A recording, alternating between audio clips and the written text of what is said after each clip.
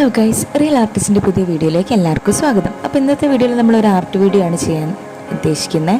അപ്പോൾ വേറൊന്നുമല്ല, നമ്മൾ അടിച്ച് വാരി കൂട്ടിയിട്ടതിൽ അനിയത്തിയുടെ കല്യാണം കഴിഞ്ഞതിന് ശേഷം കേട്ടോ. അപ്പോൾ അതിൽ നിന്ന് ഒരു ഫ്ലക്സ് കളഞ്ഞു കിട്ടി, കത്തിക്കാൻ വേണ്ടി കൊണ്ടിട്ടതിന് ഫ്ലക്സ് കളഞ്ഞു കിട്ടി. അപ്പോൾ ഞാൻ അടുക്കള വശത്ത് ചെന്ന് നോക്കുമ്പോൾ അമ്മ ഉണ്ട് അടുക്കള ഭാഗത്ത് ചുമരിലത് വെറുതെ ഒട്ടിച്ച് വെച്ചിരിക്കുന്നത്. അപ്പോൾ അത് കണ്ടപ്പോൾ എനിക്ക് സങ്കടം വന്നു. അതിനെന്തെങ്കിലും ഒരു സ്ഥാനം വീട്ടിൽ കൊടുക്കാമല്ലോ എന്ന് വിചാരിച്ച് ഞാൻ എടുത്തുകൊണ്ട് വന്നു.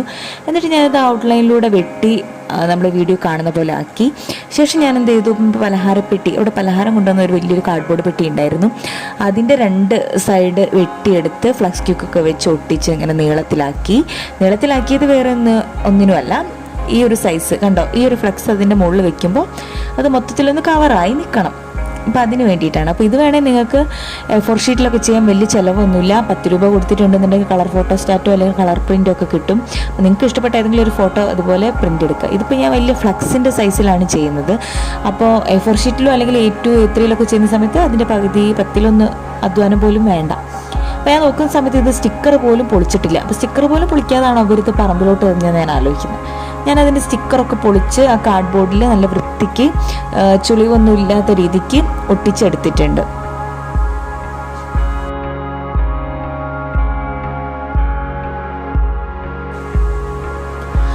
എന്നിട്ട് അതിന് ശേഷം ഞാൻ ആ കാർഡ്ബോർഡിൻ്റെ എൻഡൊക്കെ ഒന്ന് നല്ല വൃത്തിക്ക് ഈ ഒരു ഫ്ലക്സിൻ്റെ സൈസിന് കണക്കാക്കി വെട്ടിയെടുത്തിട്ടുണ്ട്. ഇത് ഞാൻ ആദ്യം ചുമ്മാ എത്ര സൈസ് വേണ്ടി വരും എന്നറിയാതെ ചുമ്മാ വെട്ടിയതായിരുന്നു. അപ്പോൾ അതിന് കണക്കാക്കി ഞാൻ എന്ത് ചെയ്തു, കാർഡ്ബോർഡൊക്കെ വെട്ടിയെടുത്തിട്ടുണ്ട്.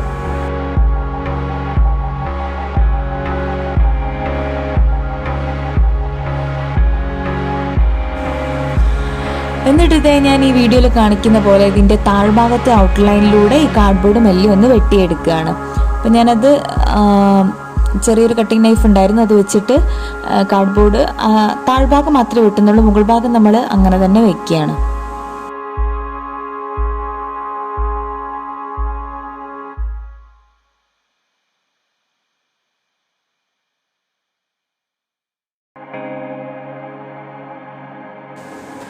അപ്പോൾ ഇതേ ഈ വീഡിയോയിൽ കാണുന്ന പോലെ അതിൻ്റെ താഴ്ഭാഗം ഇവരുടെ ഈ ഒരു ഔട്ട്ലൈന് കണക്കാക്കി വെട്ടിയെടുത്തിട്ടുണ്ട്. മുകൾ ഭാഗം കാർഡ്ബോർഡ് അതേപോലെ തന്നെ വെച്ചിട്ടുണ്ട്.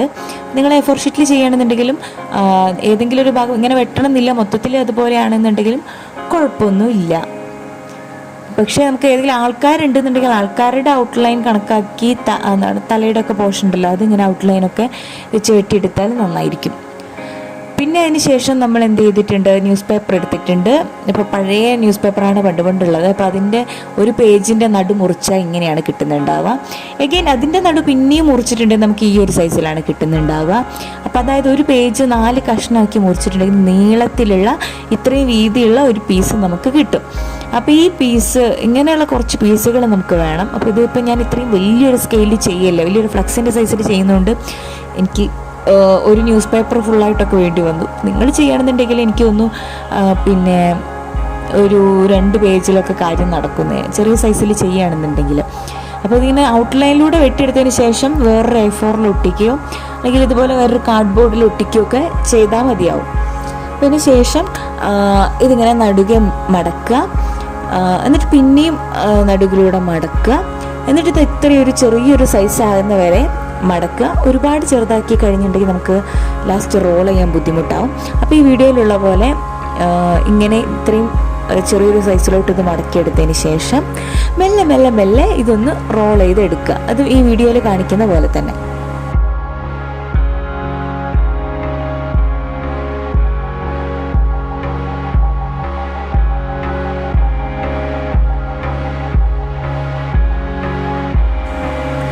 അപ്പോൾ ഇത് റോൾ ചെയ്യുമ്പോൾ ശ്രദ്ധിക്കേണ്ട കാര്യം എന്താണെന്ന് വെച്ചിട്ടുണ്ടെങ്കിൽ, ഇത് റോൾ ചെയ്യുമ്പോൾ നമ്മളിത് മുറുകെ പിടിക്കണം. ഈ റോൾ ഇങ്ങനെ ചുറ്റി എടുക്കുന്ന സമയത്ത് ലൂസായി പോകാൻ പാടില്ല, നല്ല ടൈറ്റ് ആക്കിയിട്ട് തന്നെ റോൾ ചെയ്തെടുക്കുക. പിന്നെ നമ്മുടെ തൊട്ടടുത്ത് തന്നെ പശ വെക്കണം, കാരണം ഇത് ലാസ്റ്റ് റോൾ ചെയ്ത് കഴിയുമ്പോൾ തന്നെ ഇതിൻ്റെ അറ്റം നമ്മളവിടെ പശ വെച്ചിട്ട് ഒട്ടിക്കണം. അപ്പോൾ ഫ്ലക്സ് ക്യൂക്ക് വെച്ച് ഒട്ടിച്ച സമയത്ത് എൻ്റെ കൈയൊക്കെ പൊള്ളിപ്പോയി. ഫെവിക്കോൾ ആകുമ്പോൾ കുറച്ച് നേരം അവിടെ പിടിച്ച് നിൽക്കണം ഇത് ഒട്ടുന്ന വരെ.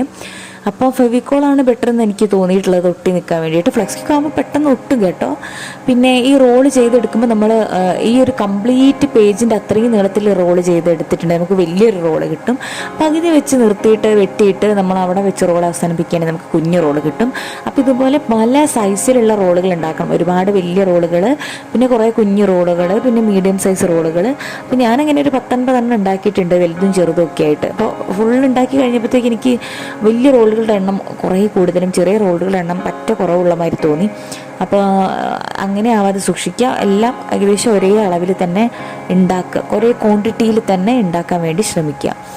എന്നിട്ട് ഞാൻ നമ്മുടെ വെള്ള ആക്രിലിക് കളർ ഉണ്ടായിരുന്നുണ്ടോ, വൈറ്റ് കളർ ആക്രിലിക്. അപ്പോൾ ഞാനിത് കാർഡ്ബോർഡിൻ്റെ ആ ഒരു കളറ് കാണാതിരിക്കാൻ വേണ്ടിയിട്ടാണ് ഞാനിത് മൊത്തം വെള്ള കളർ കൊടുത്തിട്ടുള്ളത്. അപ്പോൾ നിങ്ങളുടെ A4-ലാണോ A2-ലോ അങ്ങനെയൊക്കെ ആണ് ഉദ്ദേശിക്കുന്നതെങ്കിൽ ഈ കളർ കൊടുക്കലിൻ്റെ ഒരു ആവശ്യം ഇല്ല. അപ്പോൾ ഞാനിത് മൊത്തം വെള്ള കളർ കൊടുത്തിട്ട് ആ ഒരു പേജിലോട്ട് ഒട്ടിച്ച പോലെ ആക്കി എടുത്തിട്ടുണ്ട്. ശേഷം ഞാനിവിടെ നീല കളറാണ് എടുത്തിട്ടുള്ളത്. നീല കളർ എടുക്കാൻ കാരണം വേറെ ഒന്നല്ല, അവരുടെ ഡ്രസ്സിൽ ഏറ്റവും കൂടുതൽ നീലയാണ്. നിങ്ങളെടുക്കുന്ന ഫോട്ടോയിൽ ഏത് കളറാണോ കൂടുതലെന്ന് വെച്ചാൽ ആ കളർ എടുക്കുക, ഡ്രസ്സിൻ്റെ കളർ എടുക്കുക, ആൾക്കാരുടെ ഡ്രസ്സിൻ്റെ കളർ എടുക്കാൻ വേണ്ടി ശ്രദ്ധിക്കുക. പിന്നെ ഒന്നിൽ കൂടുതൽ കളർ ഉണ്ടെങ്കിൽ 2 കളറൊക്കെ എടുക്കാം. ഒരുപാട് കളർ എടുത്തിട്ടുണ്ടെങ്കിൽ ലാസ്റ്റിൻ്റെ ഫൈനൽ ഔട്ടിൽ അത്ര ഭംഗി ഉണ്ടാവില്ല. അല്ലെങ്കിൽ അത്രയും ക്രിയേറ്റീവായിട്ട് ഇത് ഒട്ടിക്കാൻ പറ്റുകയാണെന്നുണ്ടെങ്കിൽ നോ പ്രോബ്ലം. പിന്നെ ഇതാർക്കും ചെയ്യാൻ പറ്റുന്നൊരു രീതിക്കാണ് ഞാനിപ്പോൾ ഇത് ചെയ്യുന്നത്. ഒട്ടും പ്രീപെയ്ഡ് ആയിട്ടല്ല കേട്ടോ ഇത് ഞാൻ ചെയ്യുന്നത്. ആദ്യം ഇത് കണ്ട് ഇങ്ങനെ ചെയ്യണം എന്ന് വിചാരിച്ചിട്ടല്ല ഞാനിത് ചെയ്തത്. ആ ഒരു ഫ്ലെക്സ് അവിടെ കിടക്കുന്ന കണ്ടപ്പോൾ ഇതുകൊണ്ട് എന്തെങ്കിലും ചെയ്യണമല്ലോ, അല്ലെങ്കിൽ എന്തെങ്കിലും ചെയ്യാം എന്ന് കരുതിയിട്ട് എടുത്ത് വന്നിട്ട് ചെയ്തിട്ട് കിട്ടിയിട്ടുള്ള ഒരു ഔട്ട്പുട്ടായിരുന്നു കേട്ടോ ഇത്. അപ്പോൾ ഞാൻ എല്ലാ റോളുകളും ഇതിൽ കാണുന്ന പോലെ പെയിൻറ്റ് ചെയ്ത് വെച്ചിട്ടുണ്ട്. അപ്പോൾ തലഭാഗവും മോൾഭാഗവും ഉണ്ട്.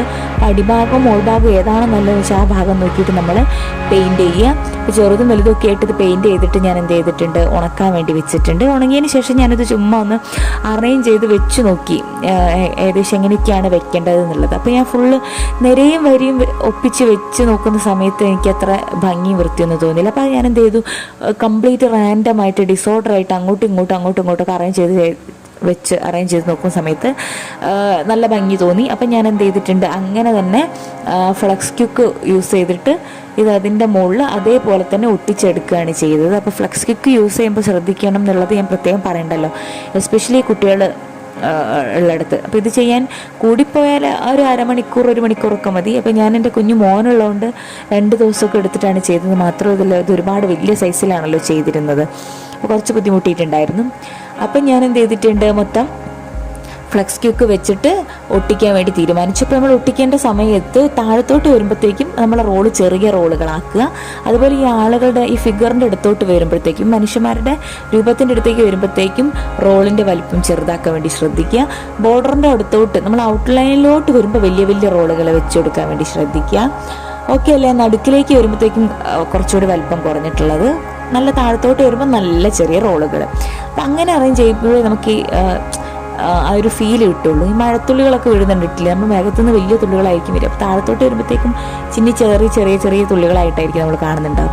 അതേപോലെ ആ ഒരു എഫക്റ്റ്. പിന്നെ ഞാനിപ്പോൾ ഈ കാർഡ്ബോർഡ് എനിക്ക് ഒരുപാട് ബുദ്ധിമുട്ടുള്ളതുകൊണ്ട് കാർഡ്ബോർഡ് ഇവരുടെ തലയും കഴിഞ്ഞ് മുകളിലോട്ട് വളരെ ചെറിയൊരു പോർഷനേ വെച്ചിട്ടുള്ളൂ. ശരിക്കും ഇവരുടെ തലയും കഴിഞ്ഞ് മുകളിലോട്ട് കുറേ കൂടെ പോർഷൻ ഉണ്ടായിരുന്നെങ്കിൽ, ഇത് കുറേ കൂടെ റോളുകളൊക്കെ ഉണ്ടായിരുന്നെങ്കിൽ ഒന്നും കൂടി അടിപൊളിയാണ്. അപ്പോൾ ഞാൻ പണി കുറയ്ക്കാൻ വേണ്ടി ചെയ്തിട്ടുള്ളതാണ് കേട്ടോ. അതിനുശേഷം ഞാനിവിടെ എന്ത് ചെയ്തിട്ടുണ്ട്, ഡ്രസ്സിലൊക്കെ പിടിപ്പിക്കുന്ന ചെറിയ കണ്ണാടി ഉണ്ടല്ലോ, അപ്പോൾ ആ കണ്ണാടി പല ഷേപ്പിലുള്ളതും പല വലുപ്പത്തിലുള്ളതൊക്കെ എൻ്റെ കയ്യിൽ കുറേ ഉണ്ടായിരുന്നു ഇവിടെ വാങ്ങി വെച്ചിട്ടുള്ളത്. അപ്പോൾ ഇതുപോലെ അപ്രതീക്ഷിത ആവശ്യങ്ങൾക്ക് ഉപയോഗിക്കാമല്ലോ എന്ന് വിചാരിച്ചിട്ട് ഞാൻ അതിന് റൗണ്ടിലുള്ള കുഞ്ഞു കണ്ണാടി എല്ലാത്തിൻ്റെ ടോപ്പിലൊന്ന് വെച്ച് നോക്കി. ഏറ്റവും ചെറിയ റോളിൻ്റെ മുകളിലും കൊള്ളുന്നുണ്ടോ എന്നുള്ളതൊക്കെ നോക്കി. ഏറ്റവും ചെറിയ റോളിൻ്റെ മുകളിൽ കൊള്ളുന്നില്ല എന്നില്ലെങ്കിൽ അതിൻ്റെ മുകളിൽ വെക്കേണ്ടതാണ് ഞാൻ വിചാരിച്ചിരുന്നത്. അപ്പോൾ കണ്ണാടി വേണമെന്ന് തന്നെ ഒന്നുമില്ല, നല്ല തിളക്കമുള്ള പൊട്ടായാലും മതി. അപ്പോൾ ഇതേ ഗൈസ് ഞാനിത് കംപ്ലീറ്റ് ചെയ്തിട്ടുണ്ട്. ഫുൾ ഒട്ടിച്ചെടുത്തപ്പോൾ ഈ ഒരു ഔട്ട്പുട്ടാണ് കിട്ടിയിട്ടുള്ളത്. അപ്പോൾ ലൈറ്റൊക്കെ കൊടുത്തപ്പോഴത്തേക്കും പുറകിൽ ഞാൻ LED ബൾബിൻ്റെ സ്ട്രിപ്പൊക്കെ കൊടുത്തപ്പോഴത്തേക്കും അടിപൊളിയായിട്ടുണ്ട്. അപ്പോൾ എന്തായാലും എനിക്കിഷ്ടപ്പെട്ടു. നിങ്ങൾക്ക് ഈ വീഡിയോ ഇഷ്ടപ്പെട്ടെങ്കിൽ എൻ്റെ ചാനലിലോട്ട് വീണ്ടും വരിക. Bye bye.